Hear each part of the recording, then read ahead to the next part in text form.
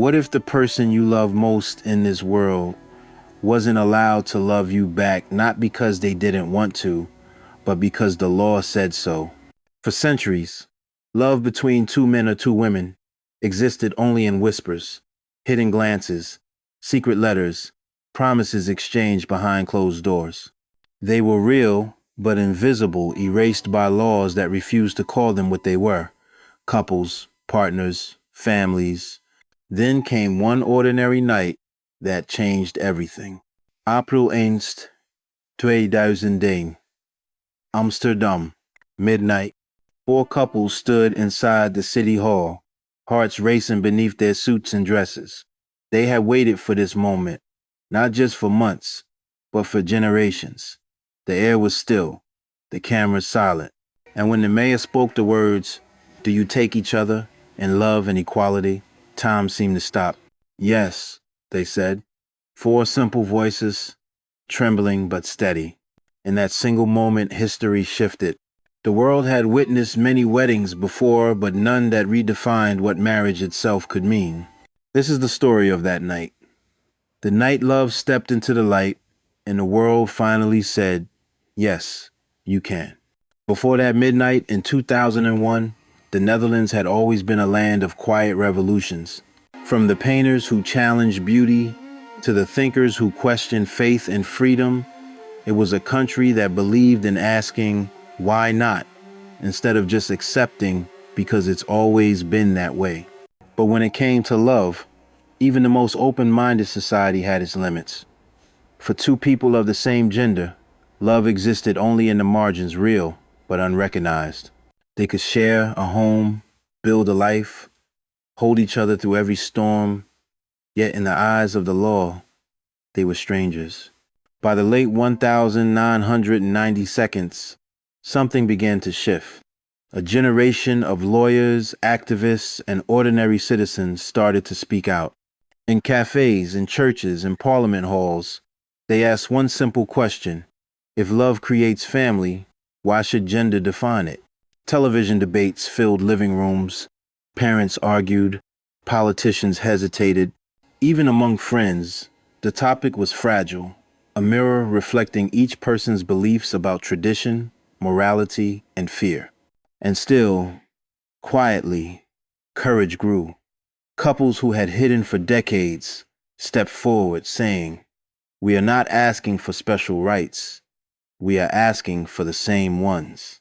The conversation spread from small towns to the capital until the government could no longer look away. Change, once a distant dream, began to take shape in the form of a bill, one that would allow two men or two women to stand before the law and say, "I do." No one knew how the world would react, but in the Netherlands, the tide had already turned. The question was no longer if, it was when. It began with a signature not of love but of law. In 1998, after years of petitions and late-night debates, the Dutch parliament voted to begin drafting a bill that could change the definition of marriage itself. The idea was simple, yet radical. Two people, regardless of gender, should be allowed to marry. For some, it was an act of justice. For others, it felt like an earthquake shaking the foundation of tradition. The news spread quickly. Newspapers called it the beginning of the impossible.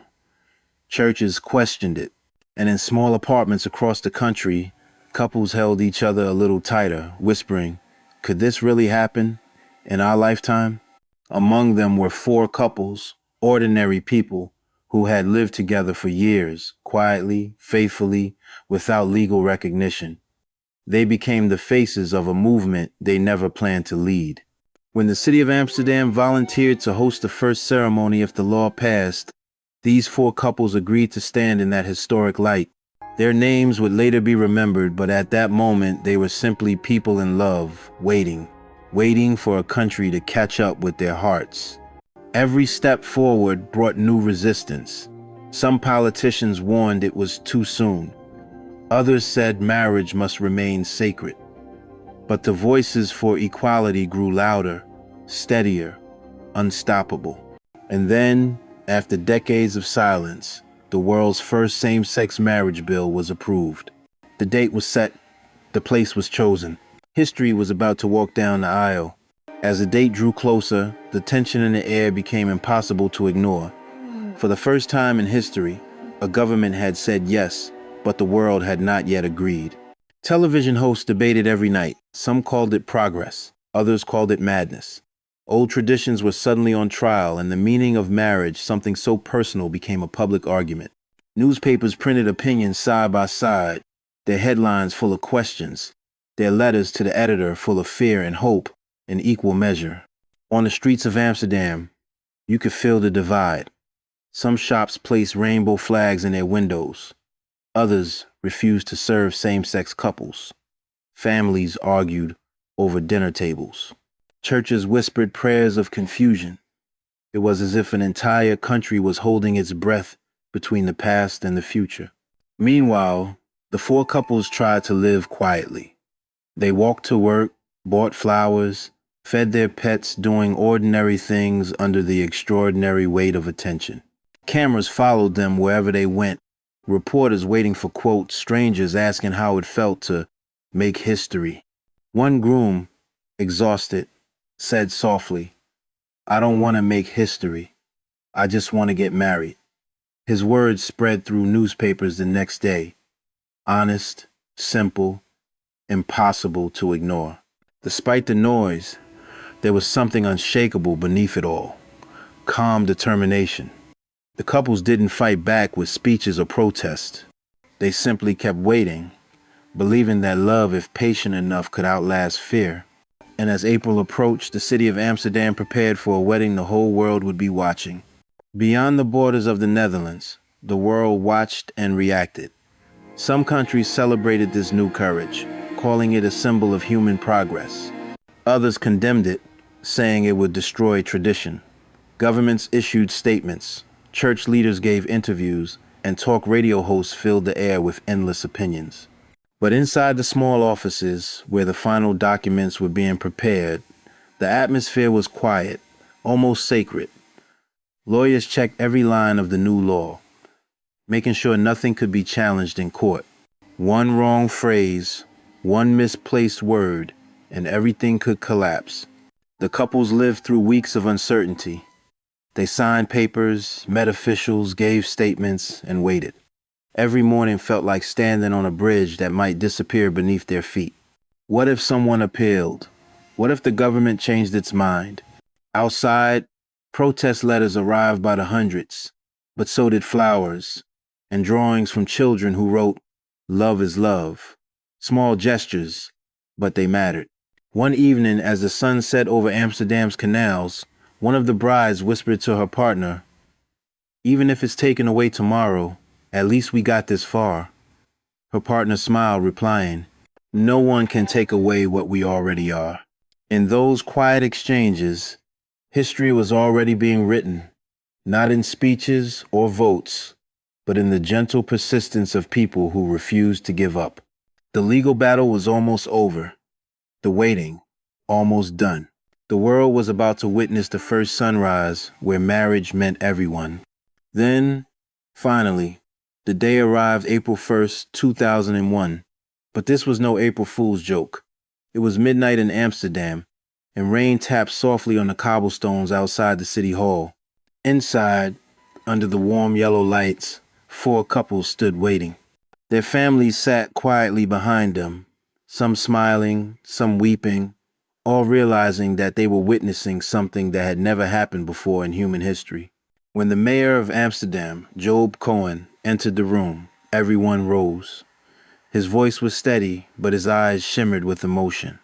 "With the signing of this law," he said, "the Netherlands declares that marriage is now for all." The room fell silent.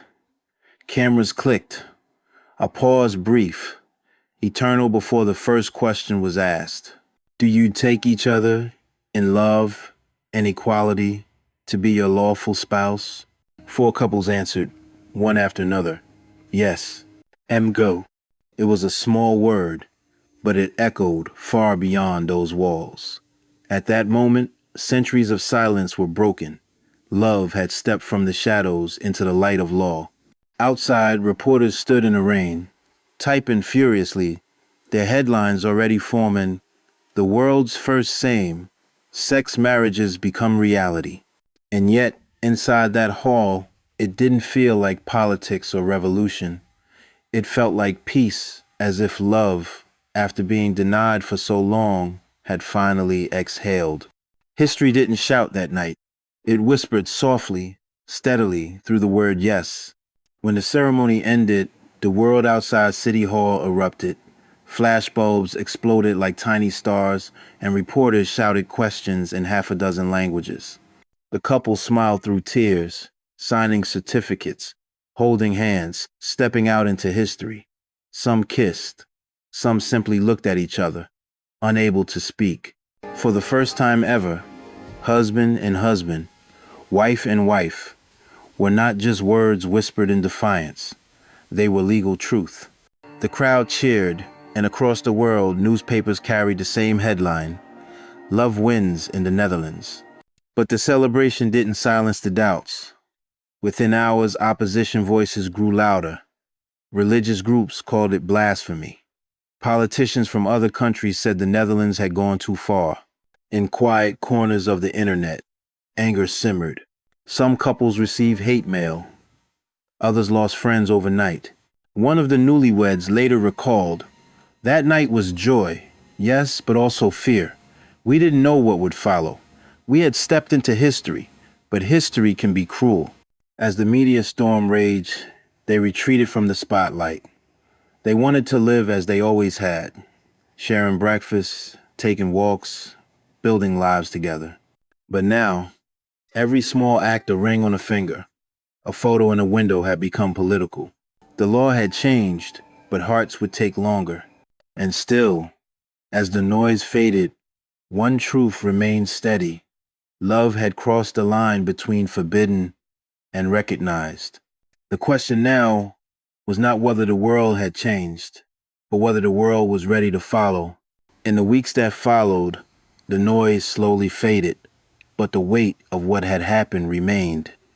The four couples returned to their ordinary lives, jobs, families, quiet Sunday mornings. Yet nothing about their lives was ordinary anymore. Every photograph of them together, every interview request, every public outing became a question of courage. They could have disappeared. No one would have blamed them. They had already done enough. But instead, one by one, they chose to stay visible, to live openly, gently, without apology. Not as activists, not as symbols, but simply as themselves. One of the grooms, standing beside his husband during a small community event, said softly, "We don't want to be famous. We just want someone, somewhere, to see us and think, maybe I can have that too." That decision to live truthfully, to be seen, became their quiet act of defiance. It was no longer about fighting for rights, but about showing what those rights meant in everyday life. Holding hands on a park bench, introducing each other as my husband, celebrating anniversaries like any other couple. And as photographs of their smiles began to circle the world, something shifted.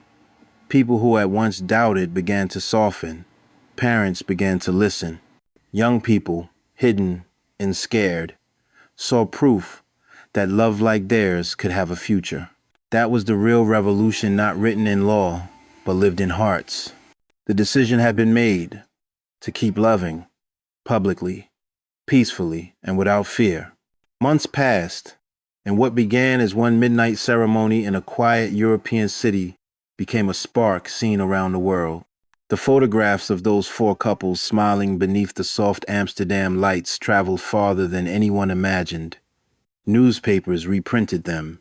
Television anchors spoke their names. And suddenly, people everywhere began to ask the same question: if they can, why can't we? In Canada, lawmakers began discussions.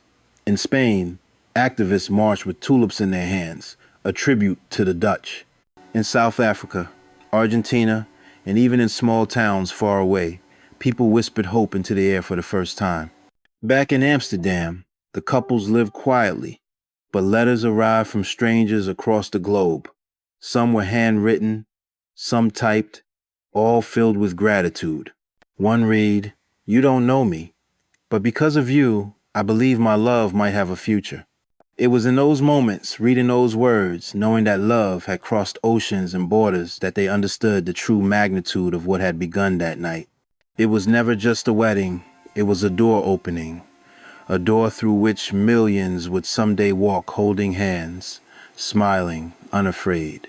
That was the climax the world didn't see on television, not the ceremony itself, but the quiet revolution that began in people's hearts. Years went by, the headlines faded, but the echoes of that night never disappeared. The couples grew older, quietly, gracefully, their wedding photos now framed in living rooms filled with laughter, the ordinary mess of everyday life. What had once been revolutionary became routine, and that was the real victory. One morning, one of the brides, now a mother, watched her son leave for school. He ran out the door, shouting goodbye to both his moms without hesitation. To him, love had never been something to hide or explain. It simply was. That, she thought, was the gift of that midnight, so long ago. Across the world, the ripple continued. One by one, countries followed: Belgium, Spain, Canada, South Africa, Argentina. Each time a new law passed, people in Amsterdam celebrated quietly, remembering where it had all begun. Sometimes, one of the original couples would receive a letter from far away, a photo of two men in tuxedos, two women in white dresses, smiling, holding hands. "Because of you," the letters often began. But they never saw themselves as heroes. They didn't stand on stages or hold banners.